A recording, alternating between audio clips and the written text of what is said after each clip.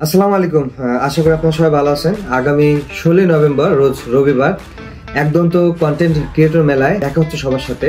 আর এখানে আমিও রেজিস্ট্রেশন করেছি ইউনিটি ফানি ভিডিওর আন্ডারে। এই মেলায় কারা কারা থাকছে এটা একটা বড় একটা চমক থাকছে, সেটা হচ্ছে এখানে কিন্তু অনেক বড় বড় কন্টেন্ট ক্রিয়েটর রয়েছে। এদের মধ্যে রয়েছে মিরাজ আফরিদ ভাই রয়েছেন, এবার হচ্ছে সৌদি 360 লাইফস্টাইল রয়েছে, উনি হচ্ছে মানবতা ফিরেওয়ালা পাবনা জেলার।